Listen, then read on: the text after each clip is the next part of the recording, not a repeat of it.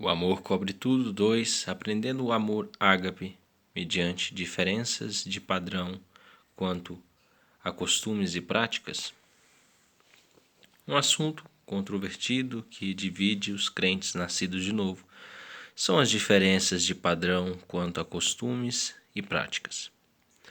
De um lado estão os crentes que insistem numa rígida separação dos costumes do mundo, costumes exemplificados e praticados pelo cinema e televisão. Esses crentes dão forte ênfase a algumas passagens, como Romanos 12, versículo 2. Não vos conformeis com isso, não vos conformeis com este século, mas transformai-vos pela renovação da vossa mente. Diz a tradução de Phillips que o mundo que nos rodeia não vos cumprimenta nos seus que o mundo que nos rodeia não nos comprima, não nos molde nos seus próprios moldes. 1 Timóteo 2, versículo 9 ao 10 é outra passagem importante. Da mesma sorte que as mulheres em traje decente se ataviem com modéstia e bom senso, não com cabeleira frisada e com ouro ou pérolas ou vestuários dispendiosos, porém com boas obras, como é próprio às mulheres que professam ser piedosas. De acordo com Phillips, essa passagem diz: as mulheres sejam modestas no vestir, de porte simples e despretensioso. O adorno da mulher cristã não é questão de penteados primorosos, vestidos caros ou joias preciosas, mas sim uma conduta irrepreensível. A Bíblia Viva diz: e as mulheres sejam do mesmo modo calmas e sensatas nas atitudes e na maneira de vestir.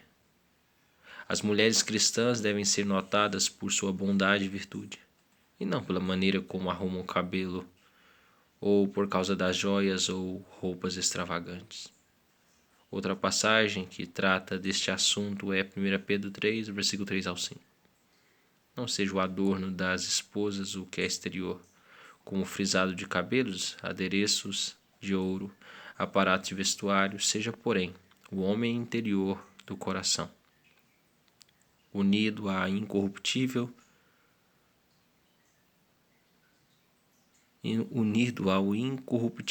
de um espírito manso e tranquilo, que é de grande valor diante de Deus. Pois foi assim também que a si mesmas se ataviaram outrora as santas mulheres que esperavam em Deus, estando submissas a seus próprios maridos. A Bíblia, na linguagem de hoje, traduz assim essa passagem: não procurem ficar bonitas usando enfeites, penteados exagerados, joias ou vestidos caros. Ao contrário, a beleza de vocês deve estar no coração, pois esta é a beleza que não se perde, a beleza de um espírito calmo e dedicado e delicado. Isto é de grande valor diante de Deus, porque era assim que as mulheres piedosas do passado, que esperavam em Deus, costumavam se enfeitar. Elas eram obedientes a seus maridos. Phillips diz o seguinte: que a vossa beleza não venha a depender de um penteado requintado, do uso de joias ou de elegantes vestidos, mas da personalidade interior, que é o encanto imorredouro de um espírito calmo e afável, que é sempre muito precioso perante Deus. Era este o segredo da beleza das santas mulheres de outros tempos, que confiavam em Deus e eram submissas aos maridos. Essas passagens falam por si mesmas. Não são obscuras nem passíveis de discussão. Não precisam de embelezamento, nem elaboração, nem amplificação. Contudo, prevalecem as diferenças de opiniões, diferenças de padrões, Há um segmento do corpo que acha que estas passagens bíblicas proíbem o uso de joias, de roupas que de alguma forma sugerem ou enfatizam o apelo sexual, como decote baixo, minissaias, roupas apertadas, ou quaisquer trajes que acentuam ou de alguma forma expõem ou dão charme excessivo à forma feminina. Os crentes que assim creem apontam que, desde o início da era da Igreja, a cultura cristã procurava evitar até mesmo a sugestão de sensualidade ou de falta de castidade, mas a impurícia e toda a sorte de impurezas, ou cobiça. Nem sequer se nomeia entre vós como convém a santos, Efésios 5:3. Referem-se também aos severos padrões de separação adotadas por Wesley e pelos primitivos metodistas, por Finney e seus seguidores, pelo movimento Santidade e pentecostais, pelos menonitas e outros. Dizem que todas estas comunhões exaltavam os ideais próprios de um mundo diferente. Uma cultura religiosa moderna. Em tempos mais modernos surgiu uma cultura que se considera cristã e que afirma que os padrões estritos e inflexíveis delineados acima constituem uma forma de legalismo, da qual se libertaram mediante a compreensão do Evangelho. Usam de grande liberdade no que concerne à aparência externa, estilo de penteado, certos divertimentos e no modo de viver em geral. Consideram um modo de pensar fortemente dirigido para um mundo diferente como irrelevante, fora de moda, desnecessário e despido de valor espiritual. Convenceram-se de que o povo de Deus tem direito de usufruir o que há de melhor nesse mundo e também no outro. Para eles, a separação do mundo não significa a rejeição do estilo novelesco da televisão no que se refere ao exterior, tipos de penteado, diversões e vida social opulenta. Acham que os padrões de conduta que exigem severa autodisciplina nestas áreas são legalismo intolerável. E para eles, todo legalismo é anátema. Creem que sua vida espiritual é superior e excede a daqueles que classificam de legalistas. Uma questão emocional. Os membros de cada escola de pensamento acham difícil manter comunhão com os membros do outro grupo. Muitos membros de cada modo de pensar são abertamente antagônicos entre si. Esta é uma questão fortemente emocional e gera intensa indignação e intolerância não santa de ambos os lados, visto que o maior de todos os pecados da igreja é o da desunião, e que a comunhão, segundo as Escrituras, deve basear-se na regeneração em vez de em opiniões, em questão carregada de sensibilidade. Essa questão carregada de sensibilidade pode oferecer também uma oportunidade para o crescimento no amor ágape. Como acontece com todos os pontos de vista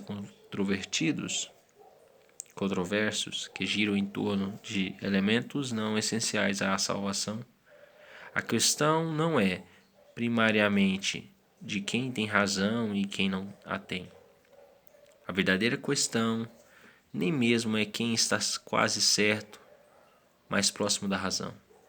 A questão é a seguinte: somos nós suficientemente maduros no amor ágape para aceitar nossos irmãos a quem Deus tomou por filhos?